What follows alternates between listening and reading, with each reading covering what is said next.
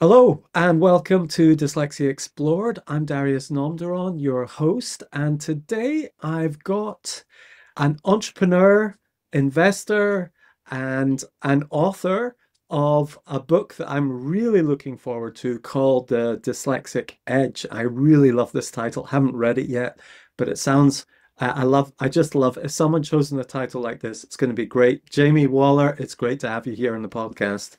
Oh, it's great to be here, and thank you for inviting me and for all that you're doing with dyslexia. It's great to see. Thank you very much. So you're just about to release a book called Dyslexic Edge, or no, sorry, what's it called? The Dyslexic Edge. The Dyslexic Edge, yeah, that's right. It's a fantastic title. So let's talk about the title. First of all, just to get our head around it. And I'm going to do two things. I want to talk about the book and I want to talk about your story as well. Hmm. So the Dyslexic Edge, how did you choose that name? Well, it's interesting actually. So the book started its life with the title "The Dyslexic Entrepreneur," and as with every book, and this is my second one, the book really starts to come to life once you start meeting and interviewing and doing your research. And it's really important, I think, to be fluid in the story you've set yourself, but also the title and everything else that goes with it. And I do remember I had a few sleepless nights thinking, I don't want to just, while it's easy to refer to entrepreneurs and dyslexia because, 35% of entrepreneurs are dyslexic from some studies and 40% of self-made millionaires. I wanted it to include people that were just at the start of their entrepreneur journey and not just feature, 70-year-old white successful men that said, "Hey, look at me. I had dyslexia, but it's okay. I did okay, didn't I?" Because those stories are really easy to get and they're really easy to tell. What's a lot more difficult is going into parts of London and talking to people from the Indian community or the African community or the Jamaican community and getting them to talk about this subject. So I feared that having a title like The Dyslexic Entrepreneur would have that element of, oh, I'm not too sure I consider myself an entrepreneur. I'm not too sure I want people to think I consider myself as an entrepreneur. So the Dyslexic Edge was just so much of a better title. And I'm glad to hear your response. So many people have had that response. So I'm Yeah. very happy with it. I really love the name. I can't say how much I love the name because I think it finds this nice balance between dyslexia is a superpower and dyslexia is a catastrophe or a struggle. And it's finding this kind of like it has its advantages, it has its disadvantages, and it's got an edge. You can sharpen that edge, you can, pay attention to that edge, or you might not have found that edge in your life yet. And so it's like this, it sort of encourages you to go on a journey of discovery and explore your dyslexia and find your edge.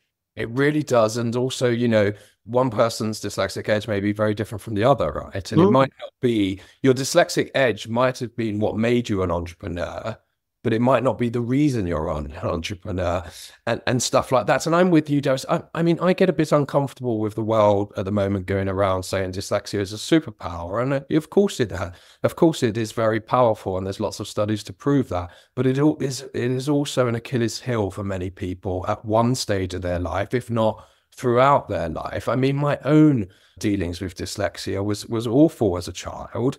It led me to being bullied. It led me to go to 4 different schools. I left the education system without a single qualification, but it doesn't end there. I write about my story in the book, how within the first few weeks of dating my now wife, I was at her father's retirement dinner and we all sat down for dinner and everyone was asked before to write down a memory of Stephen, her father, and screw it up in a piece of paper and put it in a hat. And then the hat got passed around for everybody to read out their memory, and Stephen was supposed to guess who it was. When I opened this screwed up piece of paper, I'd been dating my girlfriend, who now my wife, and I opened this piece of paper, and anybody with dyslexia can probably sense how I'm feeling right now. I wanted the floor to open up and just take me away. But instead of saying, "I'm sorry, I don't know what this says," I attempted it. And the story was about a praying mantis. And I didn't even know what a praying mantis was at the time. And you try reading the word praying mantis when you've never seen it, or you don't even know what it is. And I made a complete mess of it. And the lady whose son had written the message laughed. And then others copied her in her laugh. And then she said, "Ah, Jamie, you messed the story up for us." And I carried that around with me for months and months afterwards. Now, by the way, Darius, when I had met my wife, on this evening, I was 36. I had made my first 30 or 40 million pounds worth of value from selling businesses. On the face of it, I was a confident, wealthy, successful individual. But dyslexia can come and swipe you beneath the feet at any time. And I really wanted to get that story across in the book. Fantastic. Thanks for sharing that. So why don't we just sort of go back to the beginning of your story? You know, like, what was life like? What we like to do on the podcast is just kind of get the sort of big picture, hear the whole story. You know, the people who are listening to this podcast are people with dyslexia, and they love the big picture. You know, we all love the big picture, the context, and to see the patterns and so on. So let's do that with you and rewind. What was life like before you knew you had dyslexia? Oh, well, it's interesting. So I was born in Bethnal Green in East London, which is a very poor part of London, or was at the time.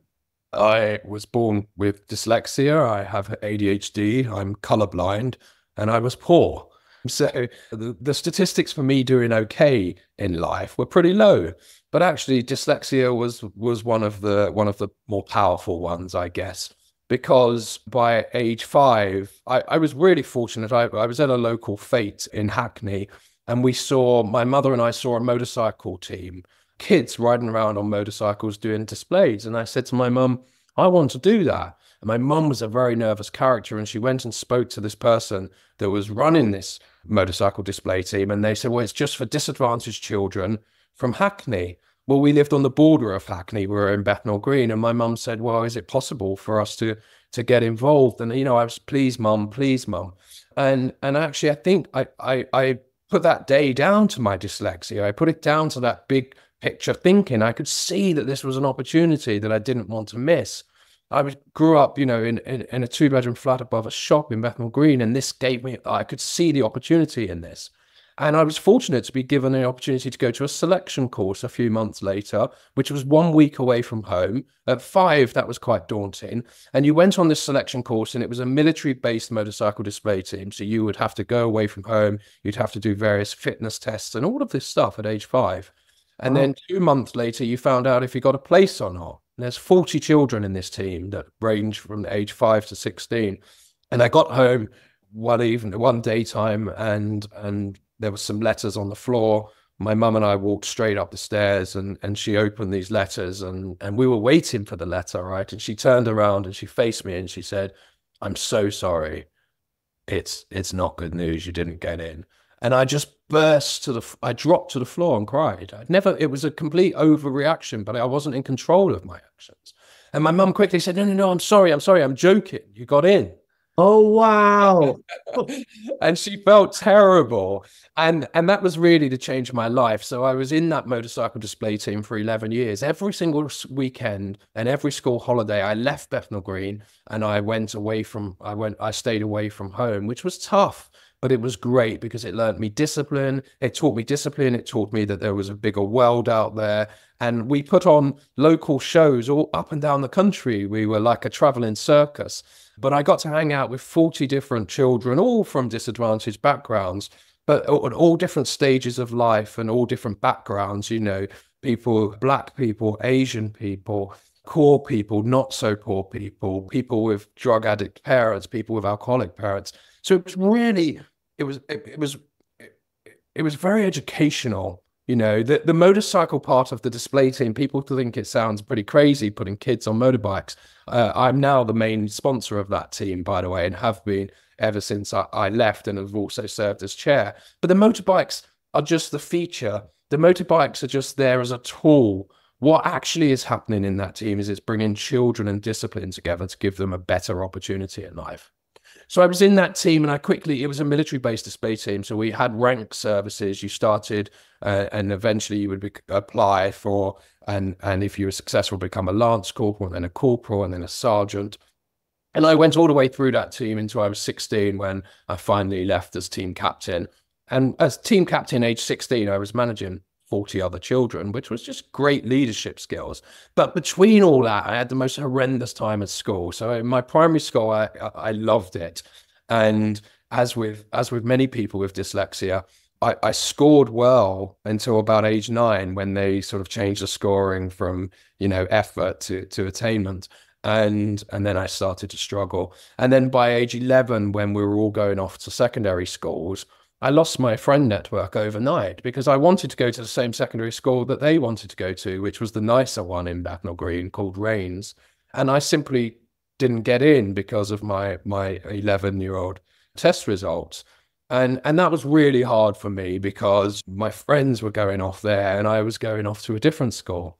But I was also very naive. So I got ready and I got myself dressed up and polished my shoes. I had a military upbringing. By the time I was going to secondary school, I'd spent 6 years in a military type academy. So I polished my shoes. I knew how to do up a tie, and I turned up very smart. And as soon as I walked into the playground, I witnessed kids with ties tied up about this small, a few inches from the knot. The knot was a few inches from the collar. The shoes were trainers. That nobody had blazers on. And I thought, wow, what's going on here? And that's when the bullying started. I was bullied from age 11, which made me what we called then bunking off school, truanting, not going in. Eventually at age 12 or 13, I responded to that bully by becoming a bully myself for a while. I was asked to leave that school, and I ended up going to 3 different secondary schools. And finally, weirdly, age 15, my mother was in hospital with breast cancer. The motorcycle team I was with intervened because I was being thrown out of another school. And I finally got a position in Rains Foundation School. So I finally got reunited with my friends. But unfortunately, by that stage, I was so far behind. It was impossible, And the headmaster accepted me into the school that late with my current education level.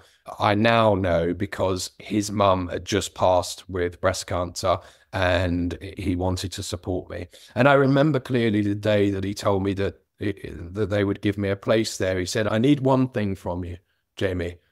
Just turn up." And I did. Turned up every day. Didn't do much because I couldn't do much. I was simply too far behind, but I was there, and I always made sure that he knew I was there. And I really appreciate that opportunity. But what it did mean is it gave me 12 to 15 months back reunited with my friends, and that was life-changing for me. Wow. So when did you actually know you had dyslexia?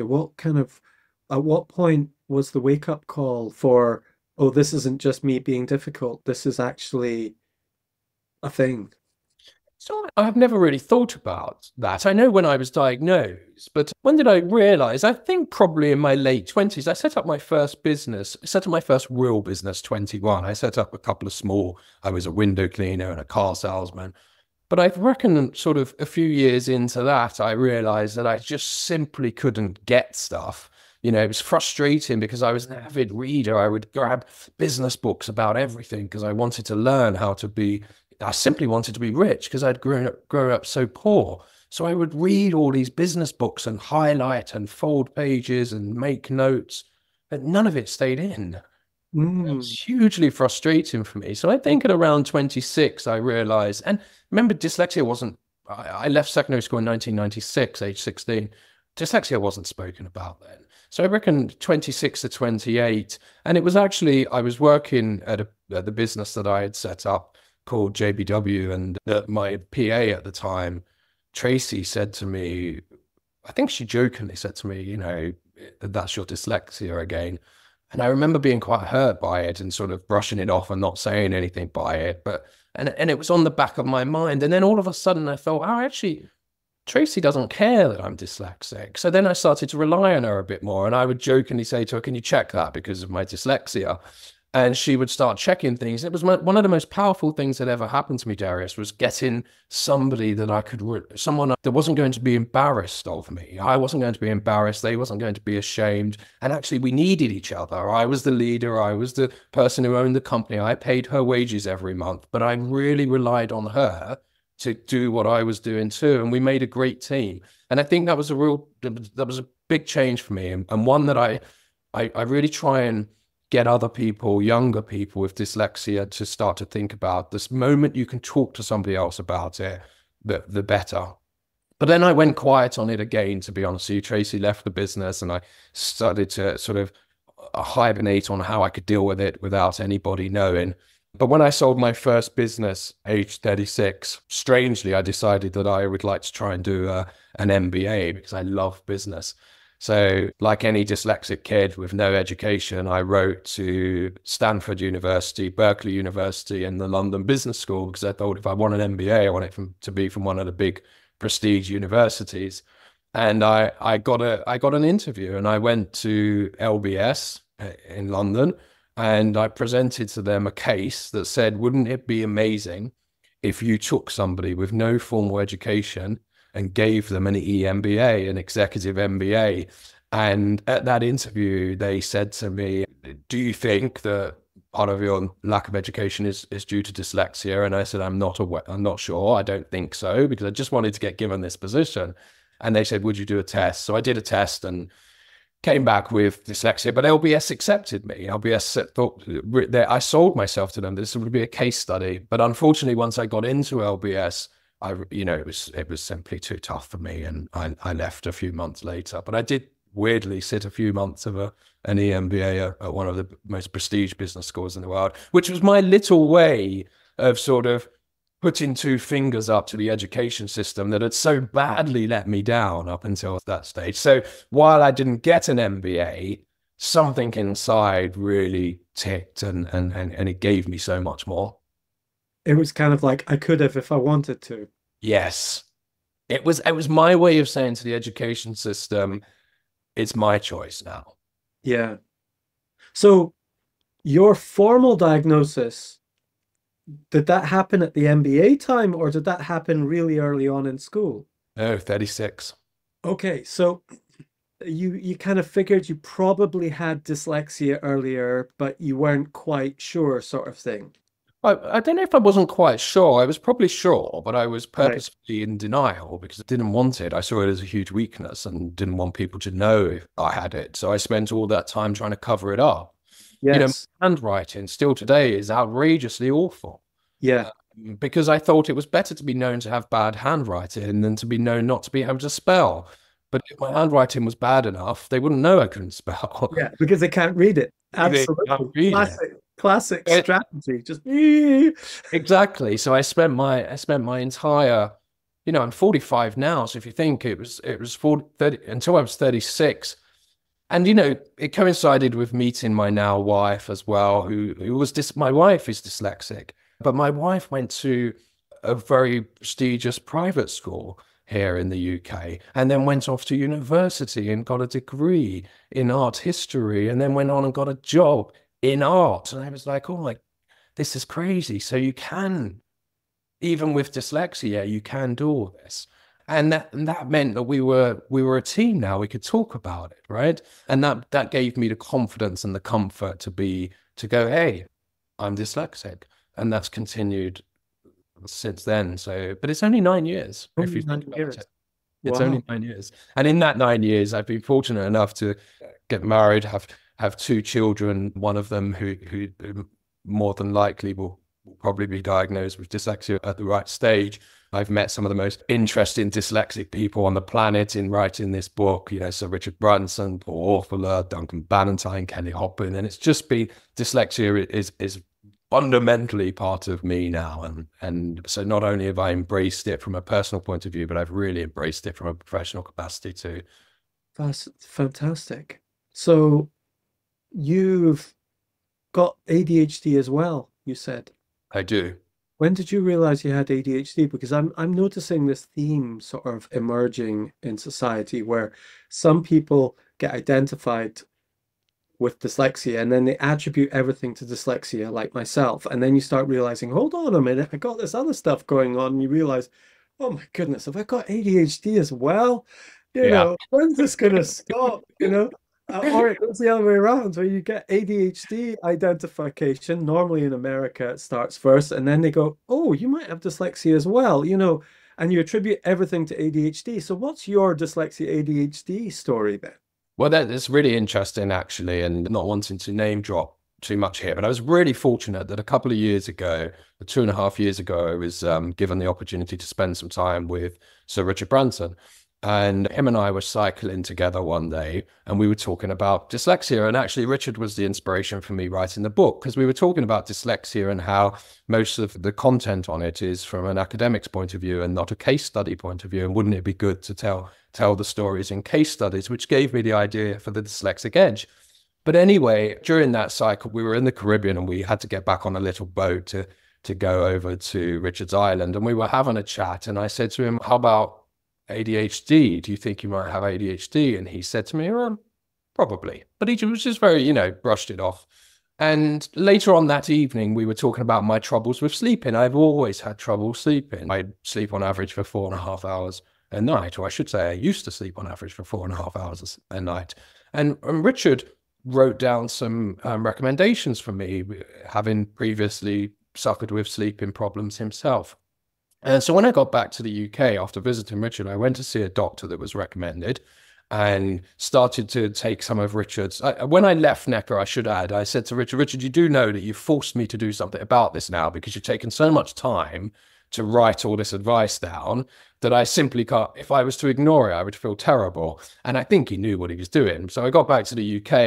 I went to see a sleep doctor, and I undertook some behavioral therapy around sleeping, which had a dramatic increase in my ability to sleep. So I now sleep on average for 5.5 to 6.5 hours a night, which is a vast improvement on, 25 to 30% improvement, which is great.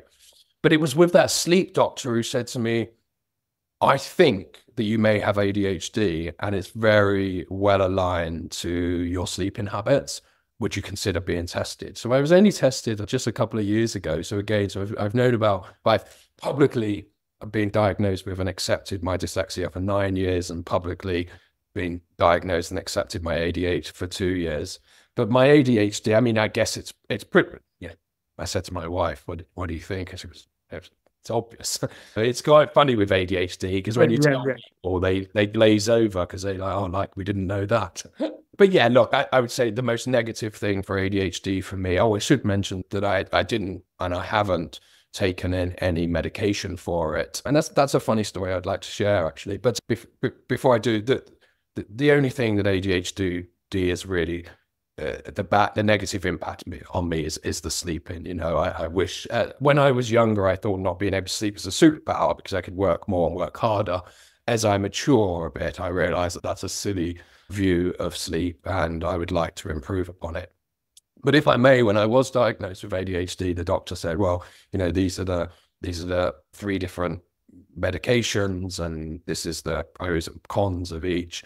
And we sat there, and I said to him, well, I'm not so sure I would like to medicate. What am I going to gain from it? And it was interesting, because the doctor, the only thing he could say, he paused for a while, and he said, well, if you don't medicate, you might not know what normal feels like. And I sat there, and I thought, he's got a point. And then I looked at him and I said, what if I don't want to know what normal feels like?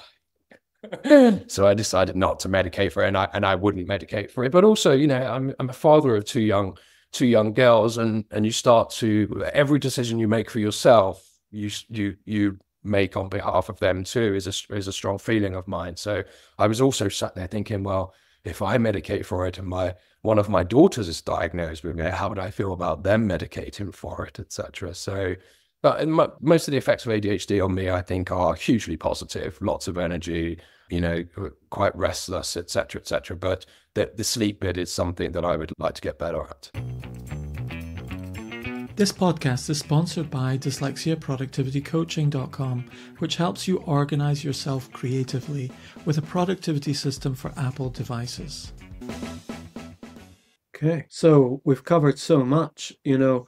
what was life like before you discovered dyslexia, then you discovered dyslexia, what your wake-up call was. Oh, was the wake-up call for the dyslexia that MBA meeting where they said, can we actually test you? Was that the wake-up call? Was that the thing that got you tested? Yes, that's what got me tested. I would have never got tested because I was still absolutely 100% confident that I could hide it. And I would have continued to have hidden it from everybody unless they would have forced me to do it. But the wake-up call for me accepting it was not undertaking the test. It was that when the test results came back, that they still accepted me. Because that was a wake-up call that said, you no longer need to hide it, Jamie. So you've got that, you had this sort of underlying mindset that said, the moment I get identified with dyslexia, they discover my dyslexia, I will be rejected. Yeah, I'm rumbled. How am I going to continue? Will I be able to be a CEO anymore? Will I be able to sign these big government contracts for multi-millions of pounds? Will they trust me? This is a deep sense of change in me, Darius. I mean, when I was 16 and I left school with no qualifications, I didn't talk the way I talk today. I was from Bethnal Green. I spoke like a black cab driver might speak, or a market trader might speak. And I purposefully changed. I used to drive around the streets every day, practicing new words, how to pronounce my THs, how to do this, because I had this strong belief that you couldn't go into business and be trusted if you spoke like a Cockney. And I purposefully had to change that. I also started to call myself James rather than Jamie. James is not related to me at all. I was christened Jamie, but I transitioned into this person that I thought I needed to be because I didn't want to be poor. I didn't want to be like my parents were. I wanted more. And then all of this happened. And then as I started to find success, I started to get more comfortable in my own skin. I started to unpeel some of it. I started to change my business cards from James to Jamie.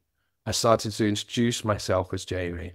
My accents always remain, but that's simply because I couldn't change it. It's quite funny. Every now and again, I say a word or two, and no doubt some of your listeners and viewers will pick up on it, that are still a little bit Cockney. And my 7 and 8-year-old always laugh at me. And I was trying to talk to about somebody the other day, and I was like, we were talking about their Uncle Tom. I said, Tom, and they're like, Tom, which Tom? And I said, Tom, the bald Tom. And they're like, bald. And I'm like, bald, yeah. And they're like, oh, you mean bald, Daddy? It's extremely funny. But sometimes I go into a pub or something with some of my friends and they go, can you talk Cockney? And I'm like, it's not possible. It's gone.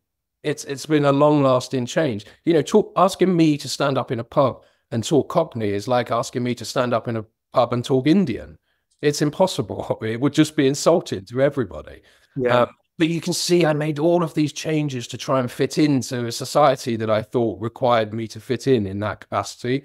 And then as I grew confident, I unpeeled it. And now who I am today is that comfortable person with ADHD, colorblind, dyslexia. I'm no longer poor, but yeah, very, very comfortable with who I am.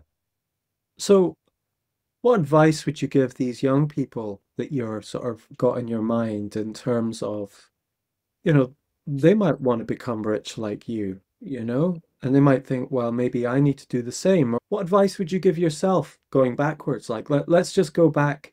One of the questions I ask folk sometimes is if you could give yourself a card and post it to a specific time and place, what would it say on the outside and what would it say on the inside to yourself? And what picture would it have on the front?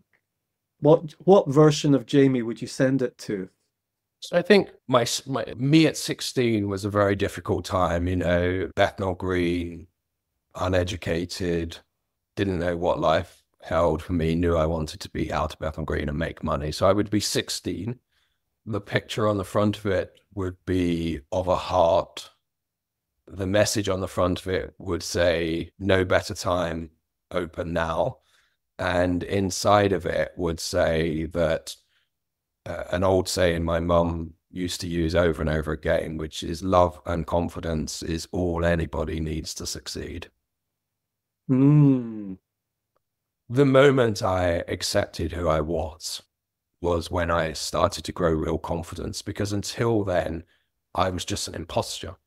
I had imposter syndrome the whole time. I was an imposter on everything I did, whether it be a sales meeting for my business or a stand-up meeting in front of my staff, because it was all a lie. Wow. It was all a lie, but it wasn't. It kind of felt like a lie to you. Is that what you're saying? On a deeper level, it felt like a lie, and so it was kind of stealing that moment from you. Yeah, I would have still doing the stuff. You were still being successful in the outer business and the workings and making deals work and making the business work and so on. So it was completely true. It was working. It was happening. You were doing the stuff, but the feeling you had during it felt like a lie because you weren't being who you are. Where? Yeah. Yeah, and it took so much more effort than anybody could have ever believed, right? So for me to stand up in a room with 100 members of staff, or when we made a couple of acquisitions at one stage in my first business, and for me to go and meet the day we take over a business and stand up on stage and talk to the staff, and it was quite difficult for me to think about how to talk in an accent that didn't make them believe I was Cockney and they couldn't trust me.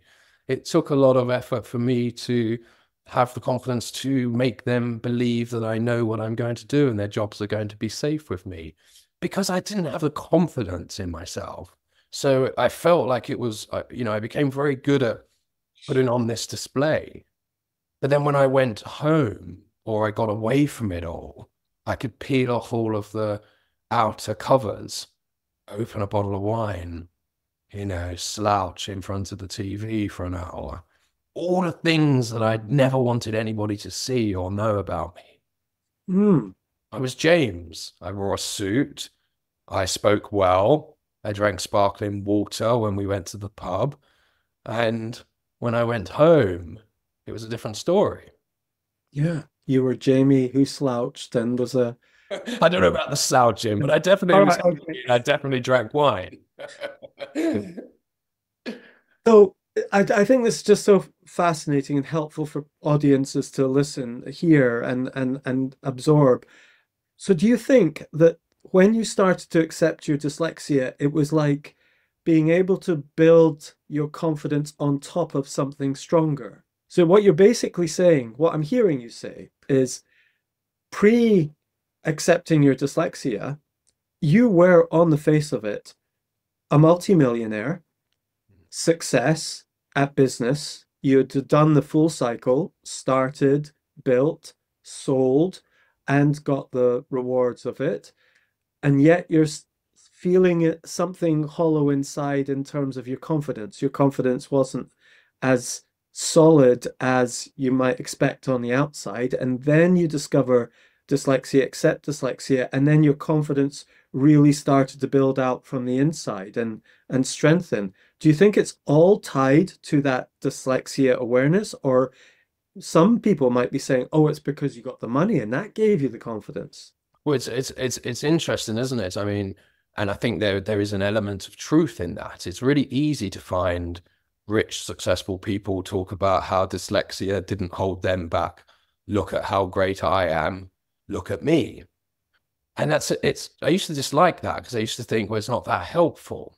But actually thinking about it, maybe it is helpful, because what it does is it enables other people to at least believe that it's okay to be dyslexic and say they're dyslexic.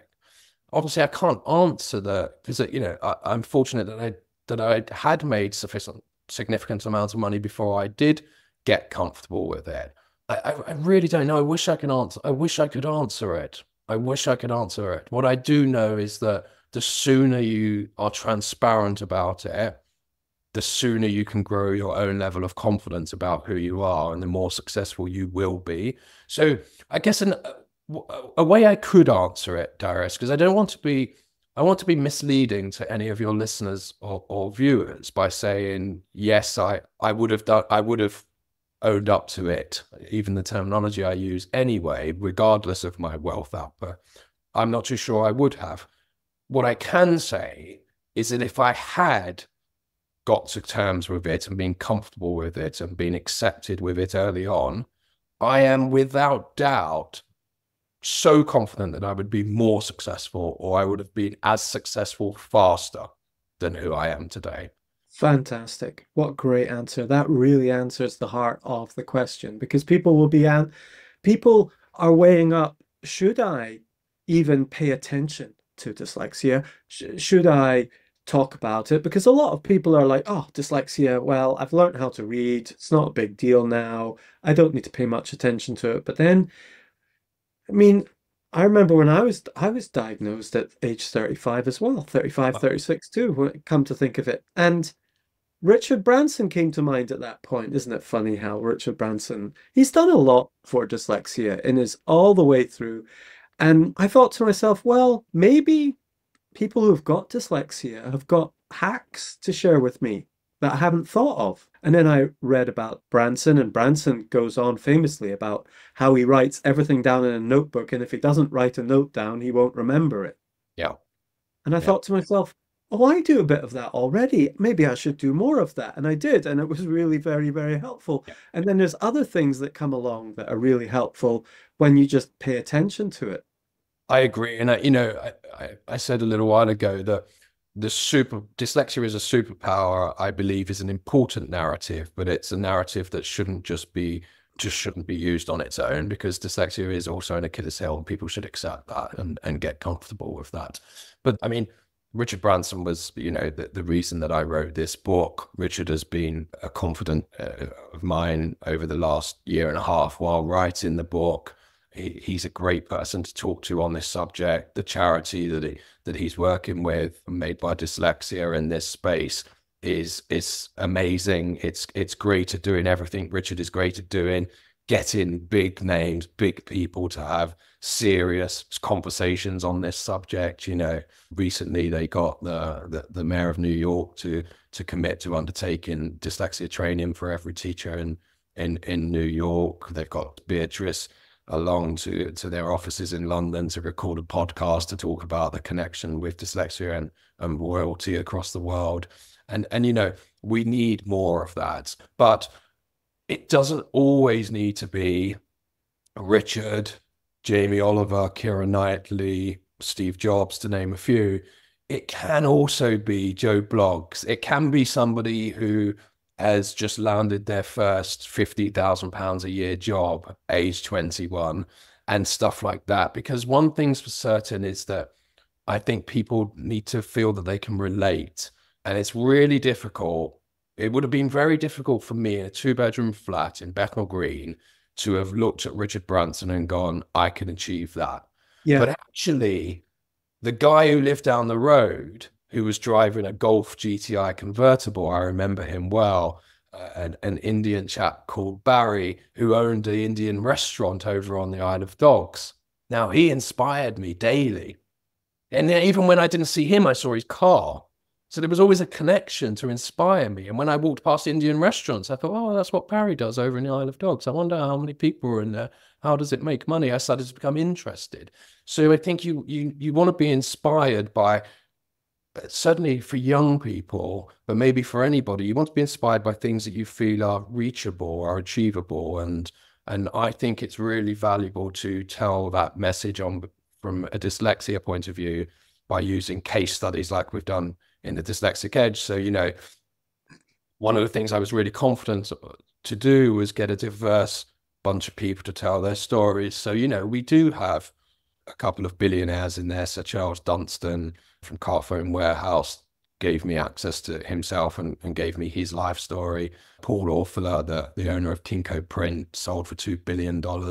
But we also have the winner of Master Chef Philly, who's, in her 20s and from an Indian heritage. And we have the black farmer who's from Jamaica and an immigrant into this country. So we try and really get a diverse bunch of people, not just sex, but race, but color and age. So that when anybody picks up the book, they go, yeah, that sounds like somebody that I could be. Yes. They can add layers So they can go, that person is not too far from me, but they can still get so much from reading about Sir Charles Dunstan being a billionaire, because they can start saying, well, if I can get there, maybe I can get here. And if I can get here, what's to stop me going over there? And that's really important, I think. How was it writing the book? Tell us a little bit about how the process of writing it. Did you sit down and interview everyone? And then, I mean, that must have been quite hard, because each one of these stories is so rich, and then you just put it into one chapter. There must have been so much content that you had to edit it down. And tell us about how the whole book started. You started with Richard planting the idea. Richard planting the idea. Yeah, Richard and I spent a few days together, and he planted the idea, and I guess I saw it as a bit of a challenge, which was, well, I get that. I'm going to go and do something about it. I came back and storyboarded it. I'm a visual person, visual thinker, right? So I have no less than 1,000 Post-it notes on my desk at any time. And I picked up a couple of packs of those, and I went and decorated the wall with, well, what might this look like? Who did I know? You know, because there was a couple of dyslexic people that I knew, like I knew Duncan Bannatyne personally. So I thought, oh, I could ask Duncan if he would feature. And you start with, you know, who are the big famous people you know? And then you realize that writing a book about everyone who's already told their story is probably not going to add that much value. You want to get new stories. So I created a storyboard, spoke to my wife about it, who said, Jamie, when you wrote your last book, didn't you say never again? And I was like, yeah, but this one's different, you know. And then I called Joe, who was my ghostwriter on my last book, and said, would you like to join me on this journey? Because, you know, the difficulty of writing a book like this is you can't get a ghostwriter to interview you and they write the book for you. It just simply doesn't work like that. What you do is you and the ghostwriter go on the road together. It's like being in a band, right? We drive up and down the country, get on and off airplanes. We were in Santa Barbara in the US, in LA, in Porto, in Portugal, in Lisbon, because you go to where you can get access to the right people. You don't ask them to come to you. And so it's really important to get that teamwork right. But what I needed from Joe, who's got great journalistic skills, is, can we take the recordings, Joe, you know, 3-hour recordings, 4-hour recordings, and get them into something that might resemble a story within a chapter. But then I've always been really good at writing in plain English, always, because I've always done public procurement opportunities throughout my business career. So we're always writing tenders, bids for things. And in a bid, you need to really get the message across in as few words as possible. And one of the things everybody focuses on in bid writing is getting the average reading age down to, some say 14. We always had an internal target to get it down to 11. And that's what this book is, actually. Not only is the text in the right format, in the right spacing, but it's also the average reading age of this book is just over 11 years of age, which isn't easy to achieve. So you then go, well, if I don't want to tell the stories of people I already know, how do I get these people? And you reach out to your network, and you hit LinkedIn, and you do what any, you know, it's like starting a new business, writing a new book. So I knew Duncan Bannatyne, who features in the book, and Duncan, you finish every interview, as I'm sure you do with the podcast, and if you know anybody that would be interested for me to interview, please recommend them. And Duncan said, hey, you should speak to Kelly Hoppen. So I called Kelly, and next minute, I'm sat with Kelly for half a day. And then Kelly says, hey, you should talk to Sir Charles Dunstan. So I call Charles Dunstan, and I go off and meet Sir Charles Dunstan. And there's a few you just do cold. So you do some research, like Cliff Wiseman, the owner of Speechify, you know, a dyslexia tech business in the US. I just reached out cold and said, here, this is what I would like to do. Paul Orfala, who's the owner of Kinko Print in America, sold it for $1.9 billion, set it up with $5,000. I reached out to him completely cold, gave my story and why I wanted to do this, said, I'll come to wherever you want me to come to. And he responded the next day. I woke up, different time zones, and he said, yeah, come to my house. I was on a flight to Santa Barbara the following week. And we were sat in his garden eating pizza, doing a wonderful interview. And the great thing about doing these books, and the thing I like about getting into people's homes, is you get a real feeling of who they are. Yeah. So before interviewing Paul in the States, for example, we spent 15, 20 minutes in the kitchen and then in the lounge, and I can see the family photos. I start to get a bit of a feel for who he is. We then went down. It was quite interesting because his PA said to me, you know, can you do it in 2 hours? Because I was asking everybody for 3.5 hours. Can you do it in 2 hours? And I said, well, I can, but, you know, it's not ideal. I'm flying all the way to the West Coast of America. And he said, look, it would be great if you could. So I said, okay. So when I got there, I was pretty agitated. You know, I was on proper ADHD mode. I was like, I've got 2 hours. We must, you know. Yeah. I was an excited journalist, you know, like I was let's go sit down, Paul. Right, tell me. But Paul's saying, oh, do you want a coffee? And we're looking at some photos on the wall, and I'm starting to sweat. I'm thinking, oh no, I've only got 2 hours. After about 20 minutes of this, we get to the garden, and I'm like, okay, can I press record? And I put my iPhone down on the table, and he says, well, this is the exact things he says to me. Just as I press record and put the iPhone down, he said, are you in a rush? And I was like, oh my God, what am I going to say? And I was like, no, but I thought we only had a couple of hours together, so I'll just leave it recording. And he was like, well, I'd like to get to know you first before you interview me. And I said, okay, fine. But I'm still thinking, he hasn't said I'm going to get longer than 2 hours, right? Is the PA going to arrive at any time? But anyway, we talked for about half an hour, and then he said, okay, well, I said, should we start? And he said, well, let's order some food. Are you in a rush? And I'm not in a rush. I was like, but can I have a full 2 hours? He said, if you're not in a rush, you can have as long as you like. I really like you. You seem really curious, young man. So we ordered some pizza, and I spent all day with him at his house in the garden. And I absolutely loved him. But to get that access is exceptional. And some people are much more difficult to get to. One of the problems I did have with this book, and I'm not too sure if you've experienced it in the podcast world on this subject, is it was really easy to get older white people to talk about their success and how dyslexia had an impact on them, but look how good we are today. It was a lot more difficult to get people from different communities and different backgrounds. So for example, that I got to near the end of the book and we didn't have any Black people in the book. And I was just desperately wanting to get a diverse bunch of people, because I'm a strong believer that dyslexia layered upon other things can make the Achilles heel even worse. So I found an author that had written something on the subject, and I reached out to her and said, look, I know this is a strange question and I don't know how to ask it, so I'm just going to ask it. Do you know any Black dyslexic people that I can approach to appear in my book? And my wife was sort of saying, Jim, you can't ask that. And I'm like, but why? It's really important. It's important that people don't see this book as a narrow book. And this lady said to me, I don't know him, but I know somebody who talks about it a lot, which is Wilfred, the Black farmer. And I thought, oh, how have I not come across this chap? So I did some research on him and reached out cold. And, you know, a week later, we were sat interviewing Wilfred for the book. And it's the same with, you know, age groups. It's a lot more difficult to get someone in their 20s to talk about this than it is somebody in their 70s. It just simply is. So it goes back to your question earlier on, Darius, do you think owning up to it, coming out as being dyslexic and stuff like, does it come with wealth? I would say it's definitely easy. It seems to be easier for people to want to talk about it. Yes. With yes. wealth. Well, or not just wealth, actually. It's like there are doctors I know who are senior level consultants who are like, right, I'll talk about my dyslexia now because no one can touch my job, you know? But if I was mid-level medicine and start talking about my dyslexia, they'd be saying, is he going to make some bad decisions because of his dyslexia and so forth?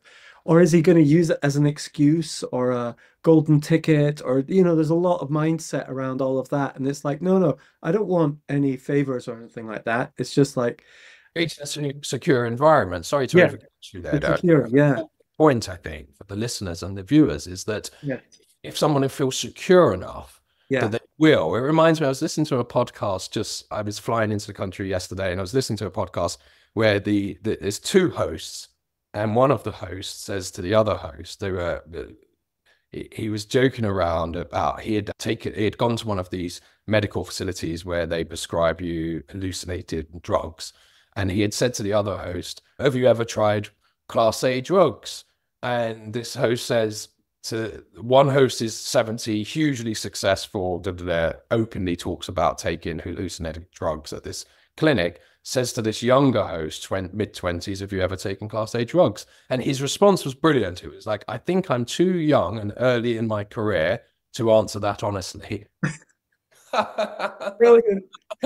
So it's sort of, I guess it's where you, and it's important that we don't leave dyslexia in that narrow world where people feel that they can talk about it. By the way, the American Association of Dyslexia had a study out just a couple of years ago that said that the biggest barrier to children getting help with their dyslexia is their parents, predominantly their mum. And when you read that, you go, really? Why? How would they? And then you delve a couple of layers deeper down into this research, and it says, well, because the main reason is they hope the children will grow out of it. The second reason is they do not want their children to be badged with it because it will affect their education and career. Yeah. I mean, it's so if your parents are installing that fear in you, then you're going to go on with that, aren't you, until you find a way to overcome it yourself. And it's interesting, I was listening to another podcast with Natalie just an episode or two back. A lot of this ties in with expectations, okay? So it's like some people are worried that if someone gets the label dyslexia, it shifts everyone else's expectations of you, and you end up rising to the level of expectations of those people around about you.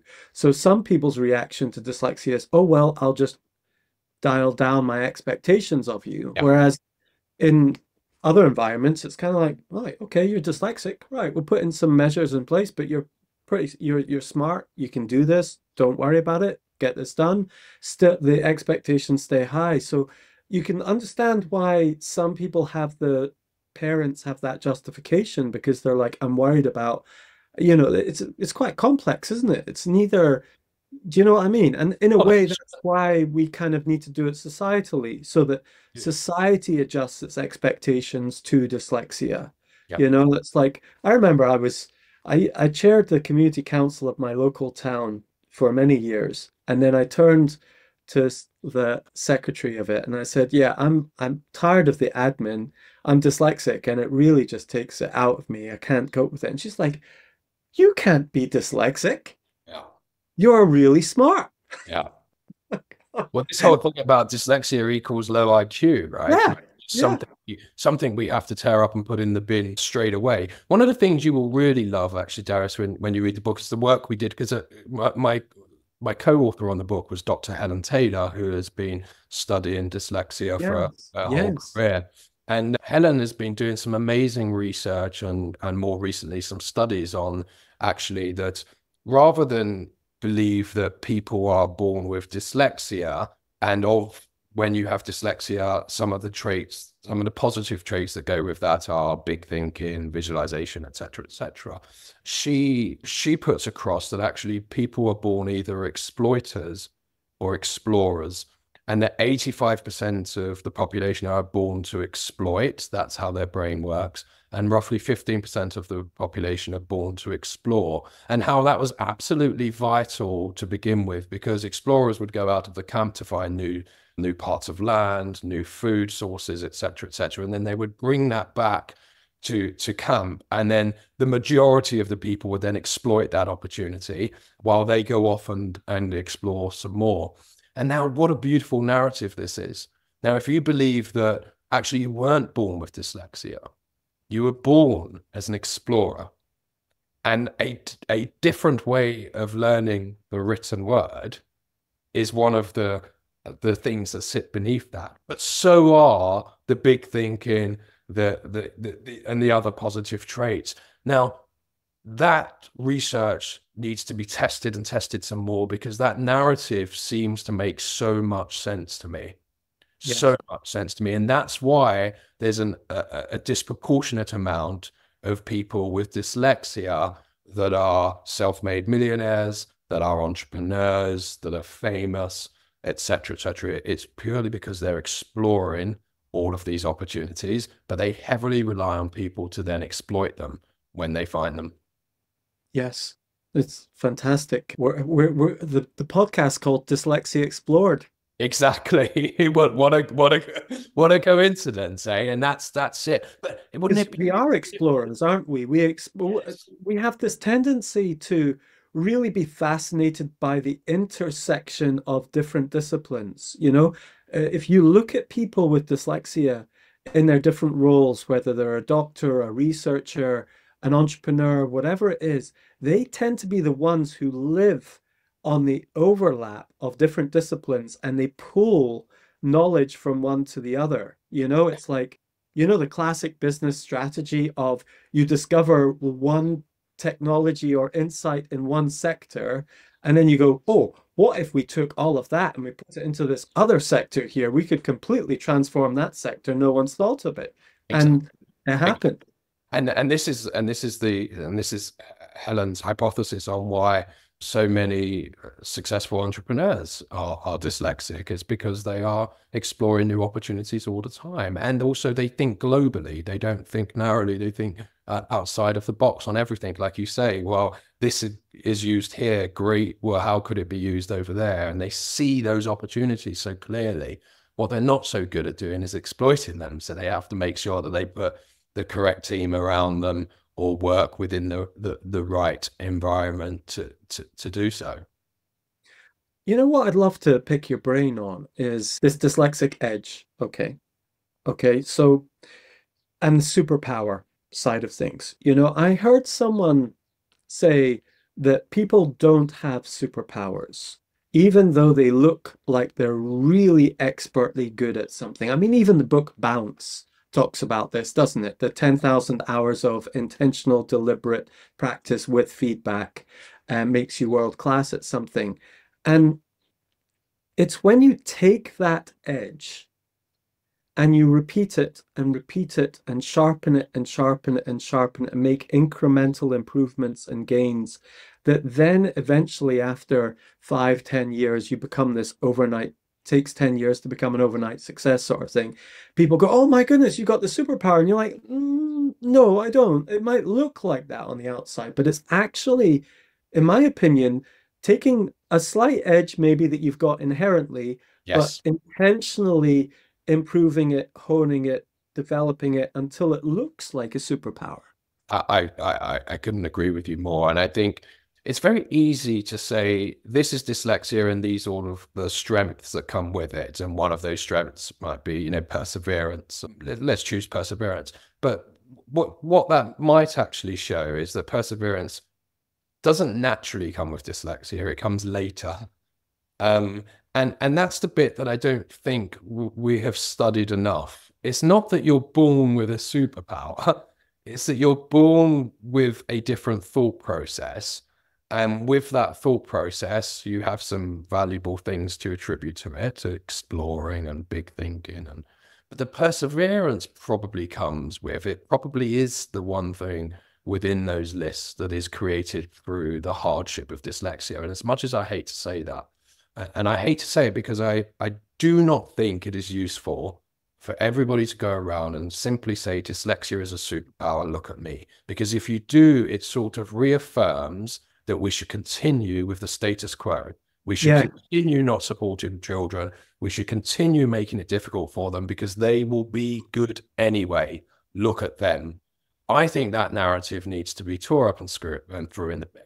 That's not good for anyone.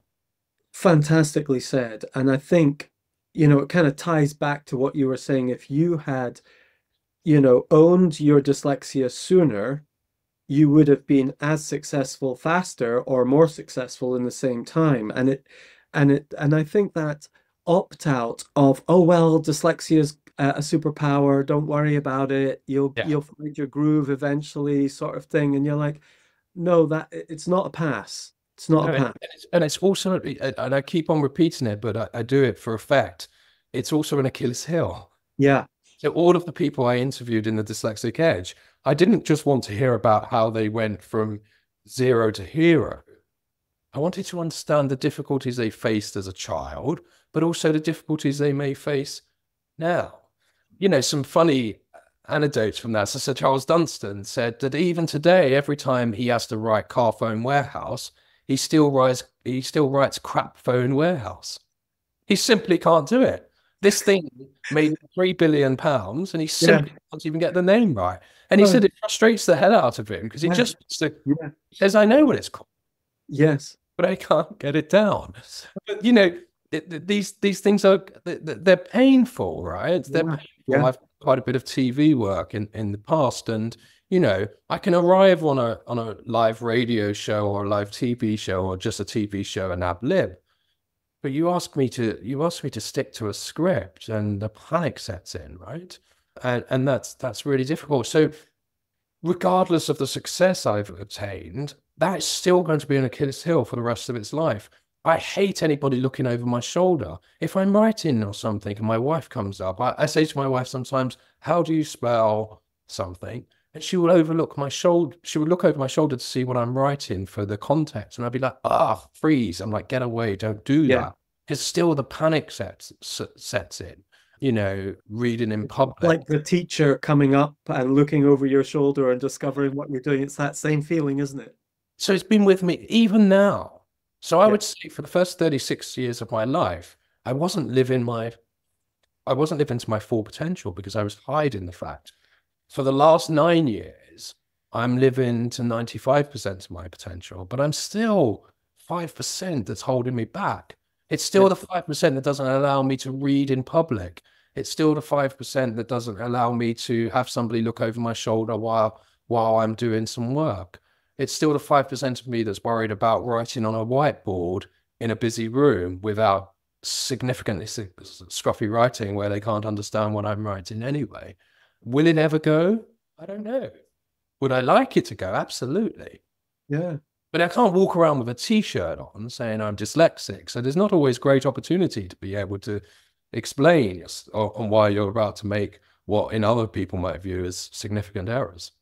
Yes, absolutely. And the thing is, I think what we don't realize is happening is that people are judging your competence on little things often. You know, like if you wrote that, the government contract thing, what do you call it? Tender. A tender. Yeah. If you did that tender and you had spelling mistakes in it, the person reading would say, well, they obviously don't care enough about this to spell. Are they caring enough about getting all the calculations right and so on? And actually you've got it completely wrong. You've got the big picture and the strategic thinking right, but then the spelling, is that such a big deal? Do you know what I mean? But people are judging, aren't they? Oh, absolutely.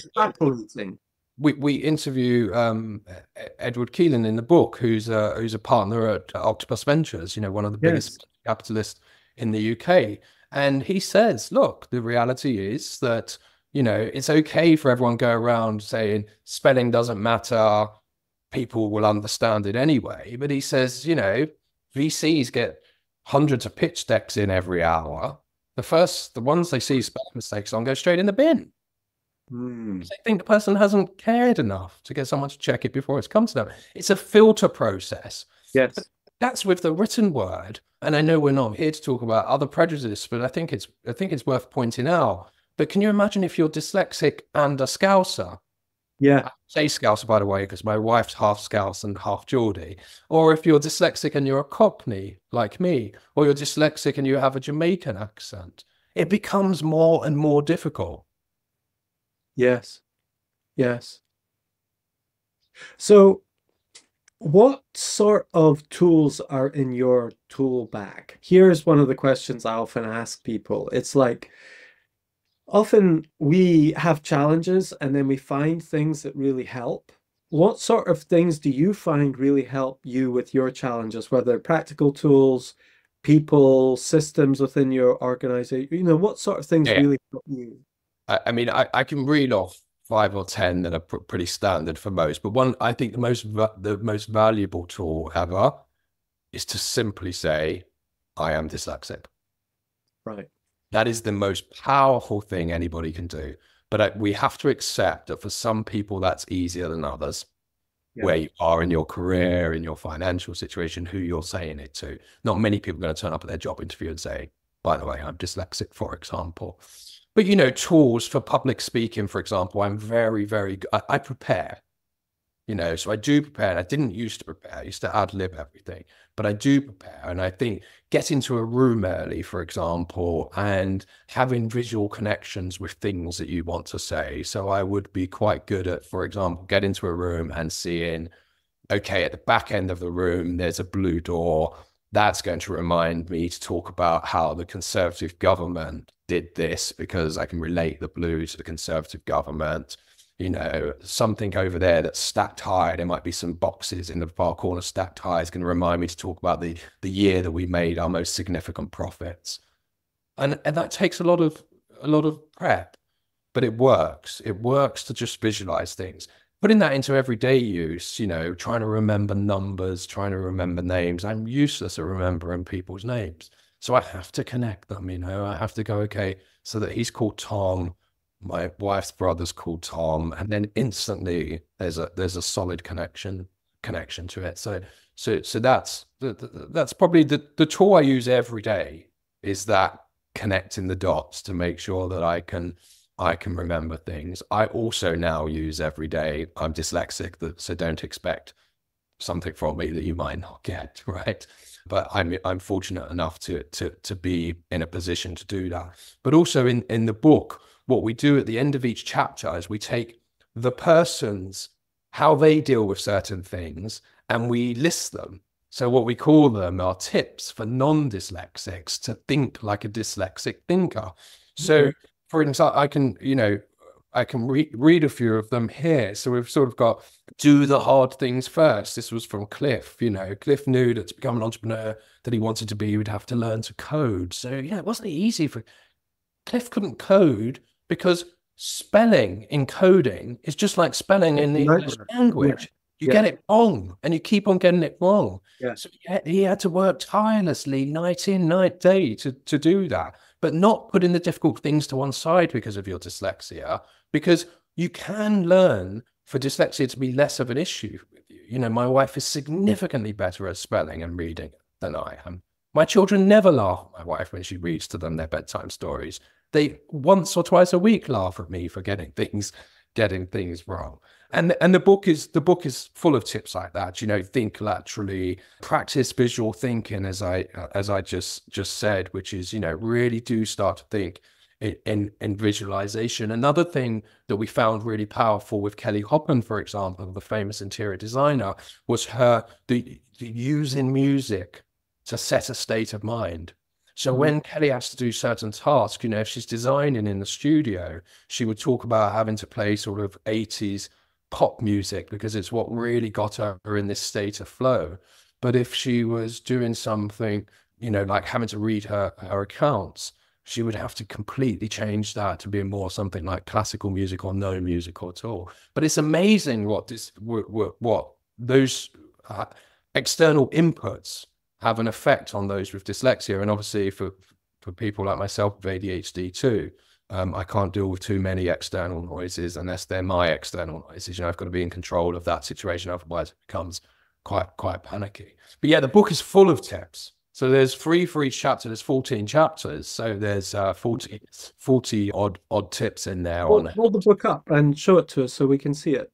Yeah. Read it out. So the Dyslexic Edge. It's the Dyslexic Edge, and it's unleashed the power of thinking differently. And we were really thankful for Davina McCall, the TV presenter, gave a lovely quote for the front cover, whose daughter has dyslexia, saying dyslexia is a gift. This book is of such inspiration. I've been telling my daughter about dyslexia being a gift for many years. So like I said, it features 13 different entrepreneurs and myself. So there's 14 people's life stories within a chapter, telling you everything from when they were born to where they are today, the highs and the lows. There's some real funny moments in there, but there's some real honesty too. And it's quite raw and it's very personal. But I'm just so thankful for people sharing such raw emotional stories with me to then pass on to the world. Fantastic. Thanks. And What kind of themes have you noticed that you didn't expect that came out of those interviews throughout the book? Are there certain things that came out that surprised you? There are certain interesting question, because there's certain things that we thought were patterns and then weren't so much. So you go in with these ideas, right?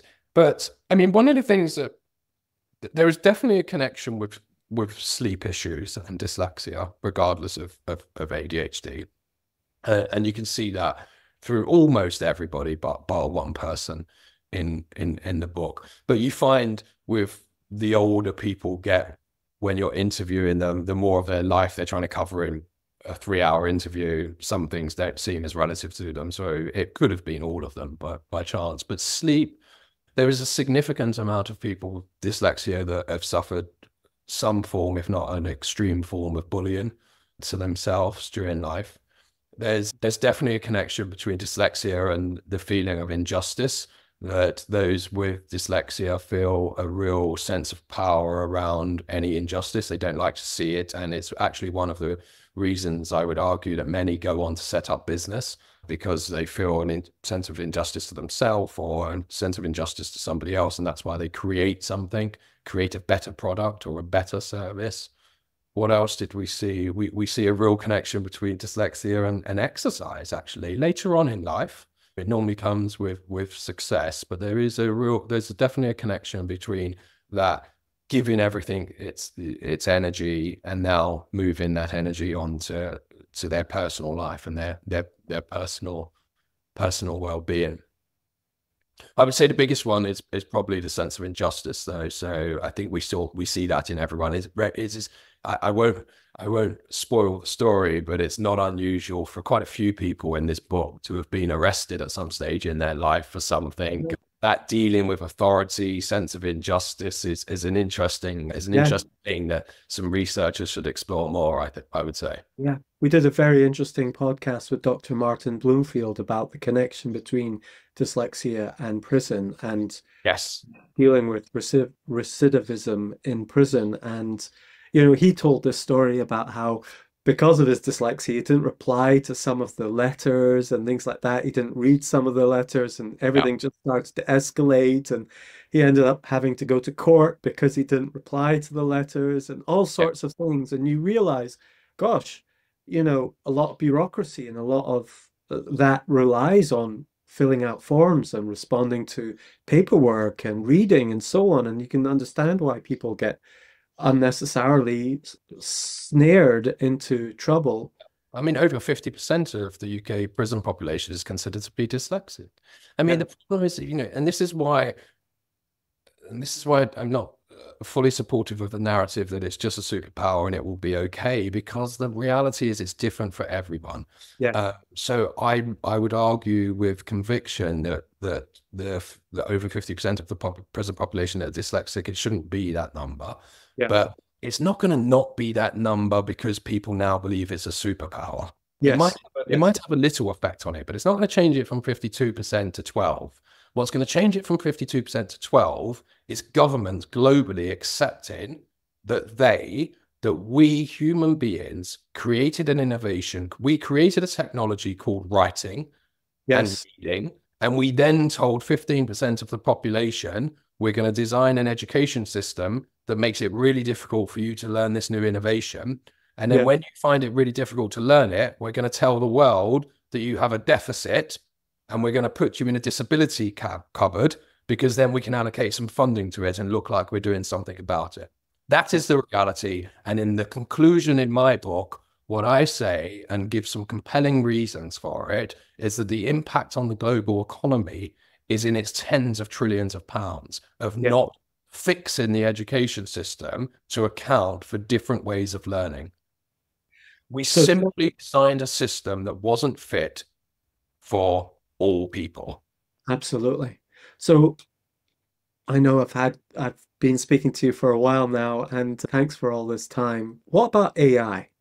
You know, like, I think about AI a lot, and I've been thinking about AI for the last I think 6 years ago, I applied to give a TED talk on how AI will solve dyslexia in the future. And so that some of the dyslexia challenges in school and so on in the future. It was a little bit ahead of its time for Edinburgh at that time. But I mean, I've got a gut feeling that AI has been one of the best gifts to dyslexia over the last, speech to text, spell check is AI, speech to text is AI, text to speech is AI. There's so much AI already here. What are your thoughts on how this AI could be used to help children and adults with dyslexia in the future? So I also use it every day. I used it just an hour before joining you here to write a letter to the leader of one of the major political parties in the UK about dyslexia. I simply asked ChatGPT 4.0 to write me this letter, and it wrote it, and I did a couple of amendments, and in 4 minutes I'd written a letter that might have otherwise taken me a couple of hours. So I'm a strong user and believer in it too. One thing I would say about AI, I think we should use AI as a reason to use in a dyslexia term, bully government to wake up and do something about the education system. We really need to not give up on telling them and pointing towards the prison statistics, but also the statistics of self-made millionaires and entrepreneurs. And if we can convince them that you can divert some from this bucket to that bucket, which would create more opportunity, less impact on the healthcare system, et cetera, we might simply get them to make some changes to how we learn. The fear I have about that, Darius, is you mentioned spell check. How long have we had spell check? I don't know. Say 15 years, maybe? Yeah. Say 15 years. Somebody will correct us, I'm sure. Yeah. Leave a comment below. Let's say 20 years, somewhere around 15 to 20 years. Does school allow you to use spell check? No. So if we believe for 1 minute that school's going to embrace AI, when they haven't even embraced spell check, we are so far away from this. Yeah, it's unreal. Now, it is ridiculous for me. I would like to see a learning environment that says, okay, this is I was helping my 9-year-old this weekend she's doing something on ancient Greece. And I said, okay, we need to do something on ancient Greeks. We're going to go into ChatGPT. We're going to ask it to analyze the world's information on it. We're going to ask it, and I teach her how to do it. And then we created a PowerPoint presentation. My daughter's she's very visual. She's very creative. So she didn't want a PowerPoint presentation, but we developed a PowerPoint presentation anyway. And she then sat and drew out her presentation on A3 boards. But why are we not doing this in school? We've got to remember the human brain was purposefully designed to dump useless information to make room for new information. Yes. If you go back to Dr. Helen Taylor's hypothesis that some of us are born to explore and some of us to exploit, well, the explorers are desperately looking for new relevant information. The brain loves new relevant information. And what does it do? To make room for it, it gets rid of what it believes is useless old information. How is the education system designed? It's designed to exploit things that have already been learned. It's designed to simply learn from history and keep updating it to make sure that there's not knowledge lost on the way. It's basically an education system designed for the exploiters, not the explorers. There we have it. If there was a summary for what I've learned in this book, is that we created an innovation. We created a technology called writing and reading. We then realized that we needed to teach people that. So we created a learning system that was suited to that, which in turn supported 85% of the population and not the other 15. But rather than seeing that these exploiters simply, their brain didn't work in the same way as the 85%, and we need to have a different way for those to obtain the same information and actually maybe a bit not be so concerned on what parts of that information they retain, we simply put it in the deficit bucket. And then when it was in the deficit bucket and we weren't doing anything about it, we said, we'll call it a disability. Because if we call it a disability, we can allocate some funding to it. And if we allocate some funding to it, we can stand up on an electoral platform and say, we're doing something about it. But the true response is to do something about it. You need to redesign the way we learn because it's unfair. It's an unfair prejudice to the 85%. and not the 15%. And that is in a nutshell what needs to happen. But we could have done that on the introduction of the personal computer. We could have done it on the introduction of Microsoft Word, on spell check, on visual aids like PowerPoint. We can now do it because of the recent innovation of AI. At some stage, there can't be anything more compelling to say that simply getting people to read thousands and thousands and hundreds of thousands of pages of text over their school career to retain this information when they might simply learn it better by watching a video or playing a game. Yeah. Or learning your times tables off by heart. Oh my goodness. You know, memory. Yeah. We should be less, the education system should be less focused on how people get to the outcome and just focus on the outcome. Yes. Because we interview people in this book. One of the people in this book has an MBA from Oxford. It was really difficult for him to get it, but he got it because once he had the support around his dyslexia, dyslexia does not equal low IQ. Dyslexia are as bright as the next person. Just the way they retain information and take on information and retain it is very different. And as long as if we can embrace that, we can have more people with better GCSE results, better people with AS results and A-level results and degrees, if we actually believe that that's really what we want. But ultimately, what I want to see is more opportunity for those with dyslexia. I'm not here to advocate that everybody should get onto university and have a degree. Actually, my feelings on that are very different. But should they have the ability, should they have the choice? Yes. Absolutely. We should. Yeah. But if we don't get this right in primary school, Darius, we're not going to get it right in secondary school, and we're not going to get it right into university. And it's simply try and convince an academic that the process of learning is incorrect. These people love the process of learning. That's what they did. They were good at it. Yeah. Well, the process of learning works for me. It works for everybody I know. It works for the people I have my parties with. It works for my wife, my children. Of course it does. But so it's impossible to convince them. It's not only impossible to convince them, it's impossible for some people that are working really hard in the research world to show the benefits of changing this. It's impossible for them to get any of their research published because it needs to be peer reviewed. And you try and get a peer that's a professor in such and such and has gone through education system for their entire life and loved everything about it and are now 55 to tell you that the education system is wrong.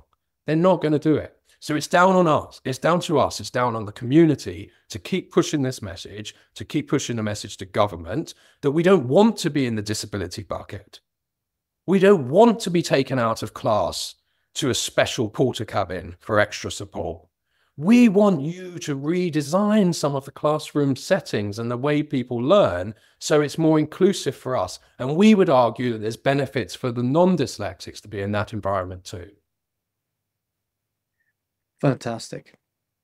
Any final words? Those sounded like final words. We will. I'm very passionate about this subject, and I've spent quite a lot of time on it. And I don't hide the fact of my vulnerabilities that it took 30 odd years for me to come out. And and I think we need to see it that way, Darius. The same way that somebody who's homosexual might have had a terrible time to get there and come out to finally be themselves. It's not doing dissimilar with dyslexia. So we need to be supportive of it, but don't simply say it's a superpower and it's all going to be okay, because that simply tells the world to continue as we have always been, and that's wrong. Agreed. Hear, hear. Thank you so much. So much time, and it's great to be here. It's great to have a platform, and I hope people have learned something from it. And if they can pick up a copy of the book, and if those that can't afford a copy of the book, find me on any of the social channels and connect to me, and I'll find a way of getting you a copy of the book. This book hasn't been written to make me famous or make me any wealth. It's simply been written to help as many people as humanly possible across the world. Yeah, and we'll put the link in the show notes below for all the things that you've mentioned, including the book. Just swipe up right now, whatever you're on, you'll see a blue link. Click on that and you'll find the book. And it's been great. And I'm really looking forward to hearing it. Oh, one last question I had was, all these interviews you had with these people and only a small proportion of it made the cut. Are you going to do anything with the recordings or anything like that? Like publish them somewhere or, like a backstory or somehow are you going to do anything with Yeah, those or are you just going to disappear it's in an your hard interesting. drive? I hadn't thought about it, but you might have just given me my next project. Well, how about we, find a way to edit some of them down, take out some of the stuff, but edit it down. And for people who have read the book, they can, go in deeper, or there's a podcast and they want to read the book and read the other, that there's, enrich it, No, it's definitely something to consider because you're right. I mean, most people, the interviews were about 3.5 hours. Some of them were much, much longer. But one of the things that happens in these interviews is people put significant trust in you, and you have to make good decisions on how you use that trust. And, some people show such severe vulnerabilities and you want to share some of that, but you also have a bit of I believe, your first responsibility as a writer, is my view, is to the person acquiring the book. You owe them complete honesty and transparency, right? You don't make a story up about anything. It must be true, factual, and transparent.